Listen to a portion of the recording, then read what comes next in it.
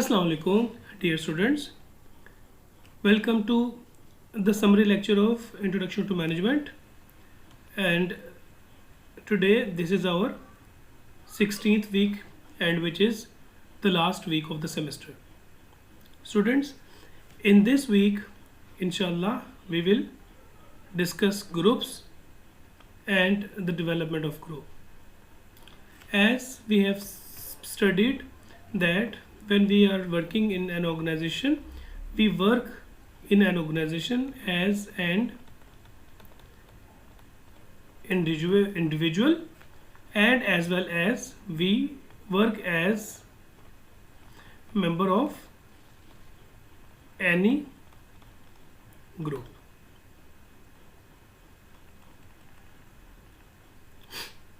First of all, we will define what is group. So group means two or more people who are interacting with each other. They are interdependent and who have come together to achieve some specific goals. So students, it means that when two or more people who are working in an organization, they are interacting and they are interdependent and they depend on each other. They work for one specific goal. They do not have their separate goals. So they have one specific goal, and everybody in the group tries to and attempts and contributes to achieve the specific goal which is set for the whole group. Then our next topic is the types of groups. There are two types. Number one, formal group. Number two, informal group. Formal group is a group where we have interaction and we have communication with group members to achieve organization goals. But on the other hand, informal group is the group which is made by the organization or which is made by the members of the organization, but this is not for accomplishment of the organization goals. This is just their personal goals. For example, 5 people have made group to have lunch together. So these 5 people have made a group to have lunch together. So having lunch together and making group on having lunch is not a formal group, organizational official group. This will be considered informal group, where the activities of the group members are not to achieve the organization goals. Next, there are examples of formal work groups. Number one, command groups. That groups are determined by the organization chart. These are the groups which are determined by the organization chart and organization hierarchy, as we have studied in the organizing. Number two, task group. Sometimes there are some groups which are formed to achieve specific tasks. They are not regular groups, but the people are made member of these group or such groups because of their expertise. Cross-functional teams means there are different departments or there are different functions of the organization, and we make a group. We make a group where we have members from each function or each department of the organization. For example, there is a group where we have one person from IT department, one person from finance department, one from manufacturing department, one from marketing department. So we have 4 members group, but all members are from different functions or different areas. This is called cross-functional group. And last is self-managed group. So these are the groups that are essentially independent and that in addition to their own tasks take on traditional managerial responsibilities such as hiring, planning and scheduling. So these are independent groups which are made, and they have, other than their own tasks, they have different other obligations like hiring, planning, scheduling and evaluating performance. So these are the activities performed by these members of these groups, but they are independent, they are not dependent on anybody. So next we have stage of group. There are 5 stages of group. Number 1, forming stage. Forming stage means when in an organization different employees are hired, and after hiring them, organization top management place them in one group. So this is called forming stage. After forming, there may be some intra-group conflicts. So these members 1, 2, 3, 4, 5, 6. For example, these are 6 members, and these 6 members have some conflicts with each other. So storming stage will rectify the conflicts, and it will handle and solve the problems among the members. Number 3, norming stage. This is the stage where group norms have been defined and finalized by the group members. Number 4, when making of group is over, with third stage, where number 1 forming stage, number 2 storming stage, number 3 norming stage, and after when they have made some norms and group norms and rules and regulations and policies, after that they will start performing. So the fourth stage is to perform, and every member of the group will start giving performance. And after, when some groups are made to complete specific tasks, when the task is over, when the time is over, when the time period is over, or when there is no need of the group, then group will be adjourned or it will be broken. So these are the 5 stages. Next, good performance, work group performance and satisfaction. So students, performance, satisfaction are interlinked with each other. Good performance will definitely satisfy the organization, and it will also satisfy the employee, because they will perform good and they will definitely get the reward of their good performance. Next, we have external condition imposed on the group. There are some external conditions which are imposed on the groups. Let's discuss these external conditions. So the external conditions are: number 1, organizational strategy. Organization strategy is something that can affect organization. Number 2, authority relationships. When you have to see the relationship of your leader. Formal rules and regulations. There are some formal rules and regulations which affect the working of the group. Availability of the resources. Sometimes groups want to perform very good, but they do not have that resources. Employee selection criteria. When there is a selection criteria is something which does not suit the group's performance or the group performance. Number 3, performance management system and culture. Sometimes organization culture and organization performance management system, it does not allow groups to perform with the freedom. And general physical layout of the group workspace. Sometimes groups are not given so much liberty and freedom to perform. So these are the factors which can hinder or which can be the obstacle in the way of groups performance. So these are the conditions which affect the performance of the organization. Students, next we have group structure. So when we talk about good group structures, there are different matters which have to be observed. Number 1, roles. Students, when there are 5 members in one group, or when there are 6 members in one group, so every member 1, 2, 3, 4, 5 and 6, so every member of the group has been assigned with one specific role. So everyone has been given a specific role in the group, and the problem arises when one member has been given more than one roles, and he has more than one role, then there will be role conflict.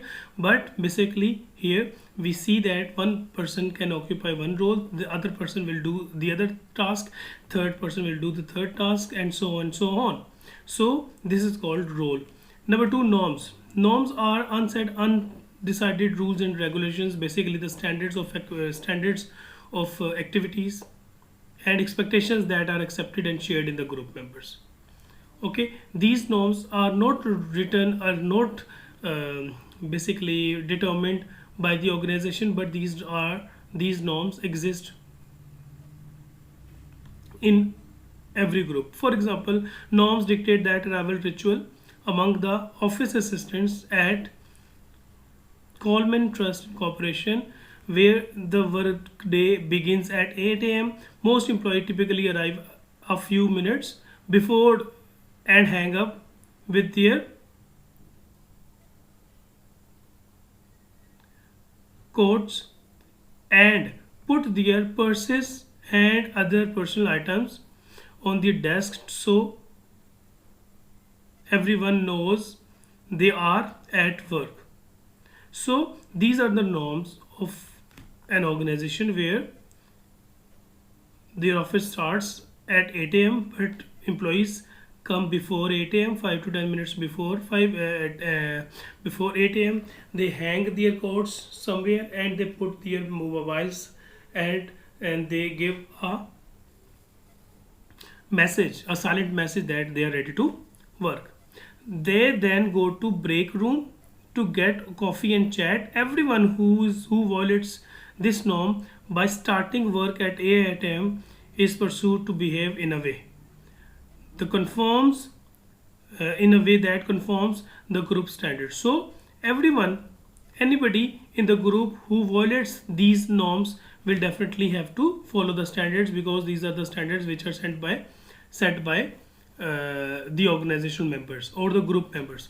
Number three, conformity. Conformity is something that should be very much there in the group's member when a decision is made, whether it is democratic, whether it is autocratic. So all the members, for example, there are 6 members as we have already taken example of.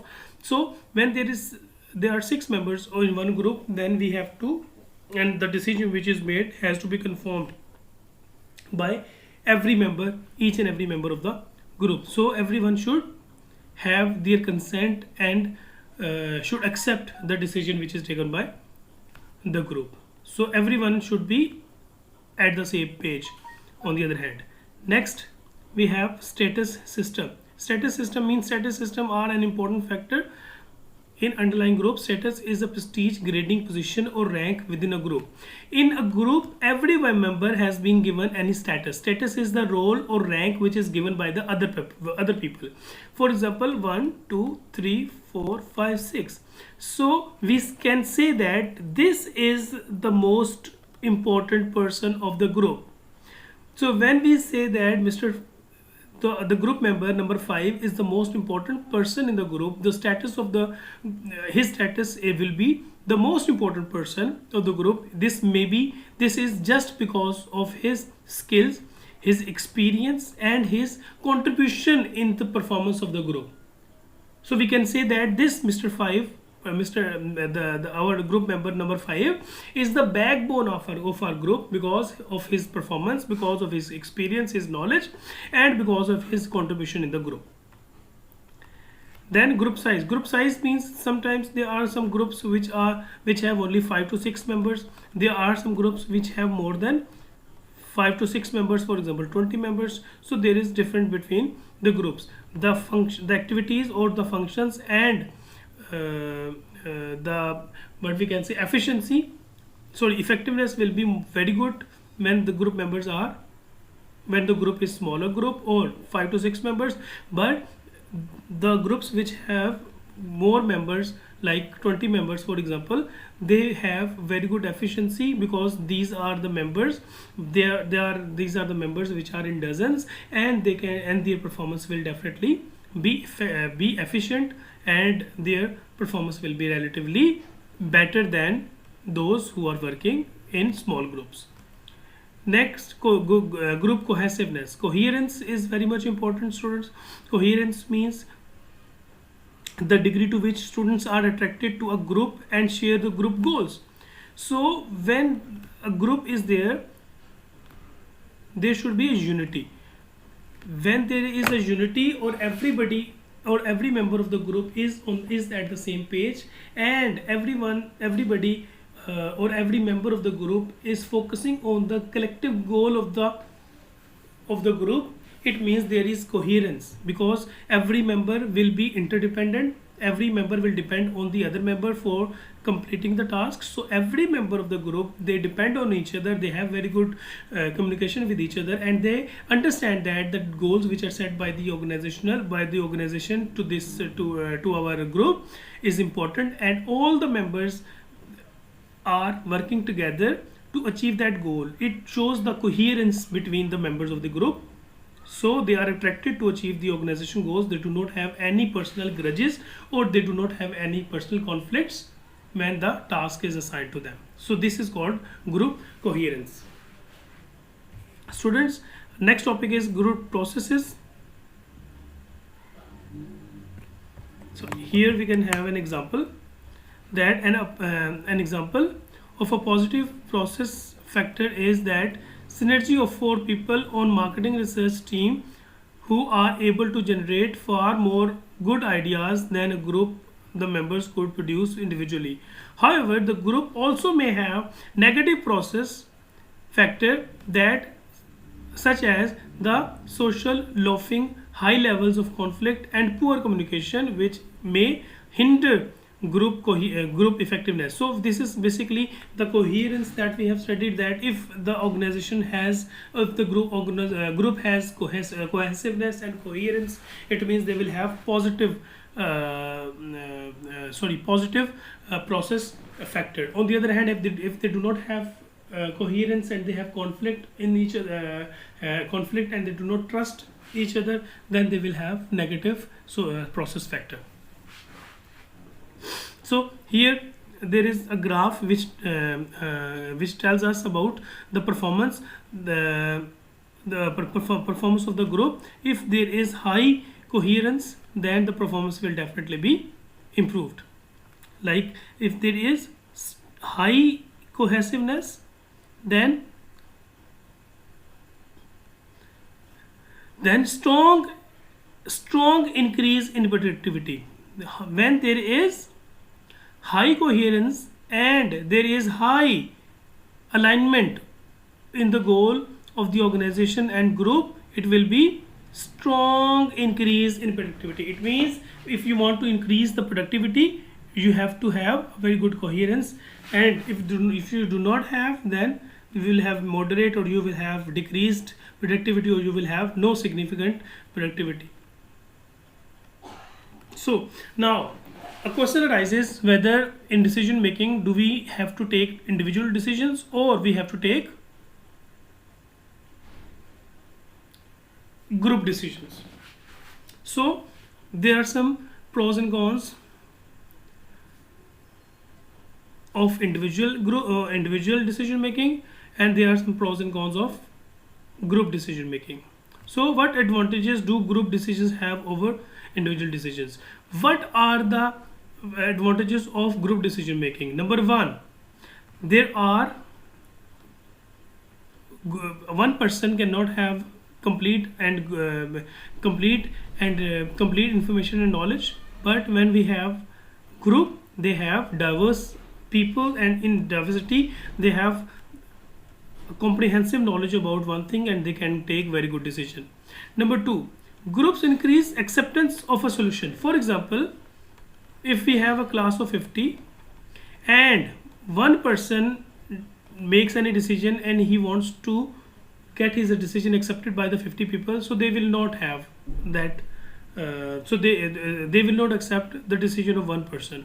But if there are representatives from male students, from female students, and from backbenchers, and from merit students, so there is a group of 5 person, and if they make decision, it will be accepted by the whole class. So when we have taken a decision in group, so there is more chances to get it accepted by the members. Number two, and number three, the third point is a group increase legitimacy. When the decision is taken by the group, it will show the legitimacy. Okay, it will not show that the decision is taken in dictatorship or autocratic decision. Number two, group decisions also have some disadvantages. For example, one is that group always take more time to reach at the solution. One person can take decision very early, but when we have 5 members in a group, they will take time.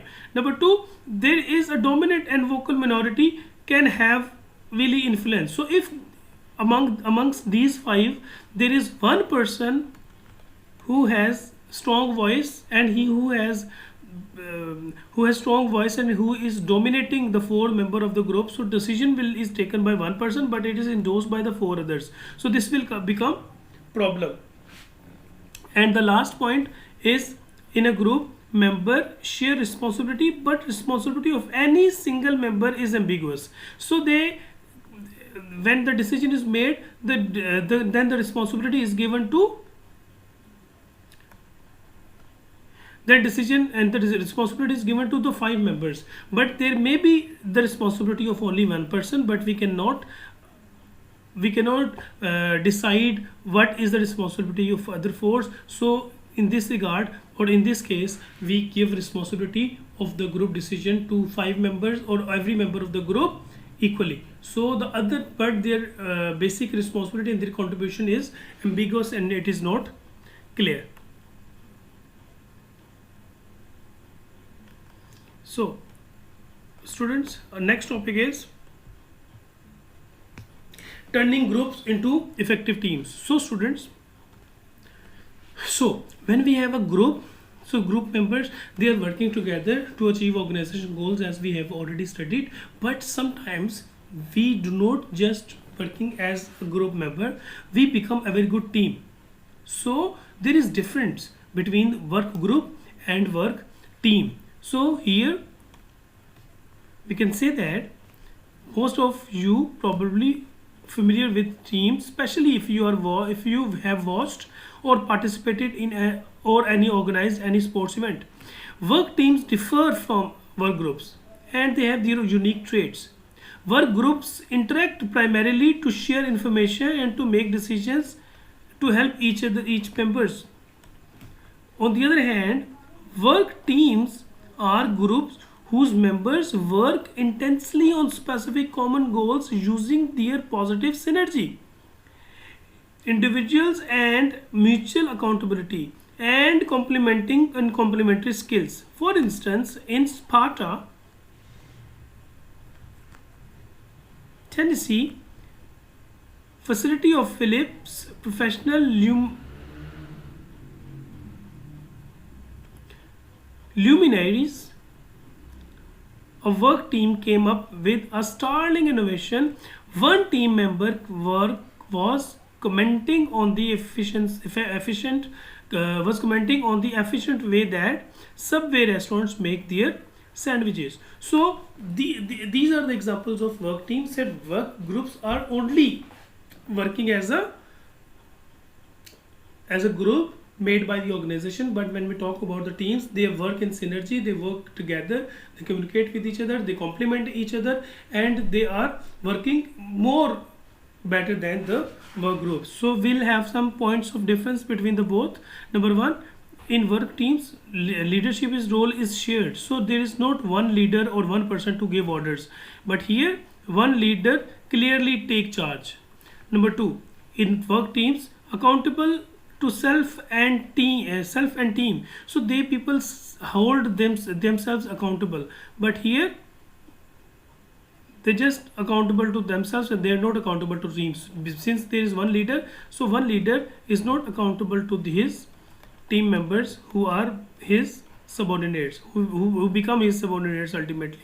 Number three, team creates specific purpose, but here purpose is same as broader organizational purpose. So in work group, purpose is the same, which is organizational purpose, but here they have collective purposes.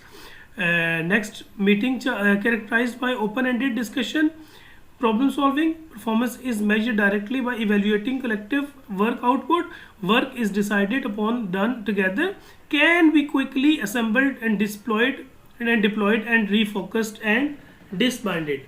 On the other hand, when we have the groups work done individually, meeting characterized by efficiency, no collaboration or open-ended discussions, because this is group, this is not team. Performance is measured indirectly according to its influence on others, and work decided upon by group leader and delegated by individuals, group members. So they cannot be very easily formed, they cannot be very easily deployed and refocused, etc., etc. So now there are different types of teams, like problem solving team. There is a team which is made to solve specific problems. Self-managed work team. So these are the formal groups of people who operate without manager. They become self-managed team. They do not have any supervisor, they do not have any manager, but they are working as a team. Cross-functional team means a team which is one member, or each member is come from the other background or other department. Virtual team members are not together, they are working in different areas, and they are working in different areas, and they have communication with each other. So this is called virtual. Now, creating effective teamworks. If we want to create very effective teamwork, then we have to follow these guidelines. Number one, goal should be very much clear. Relevant skills should be there in the members of the team. Mutual trust, we should trust each other. If we don't trust, then we cannot form a very good community or very good team. Unified commitment means there should be commitment to the goals of the team. Good communication, there should be very good communication system or mechanism. Negotiation skills, there should be negotiative skills in each member of the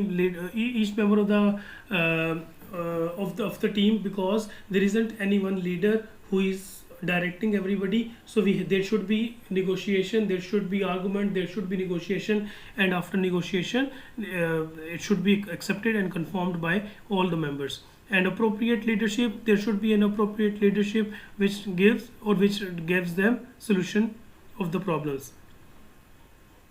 And along with the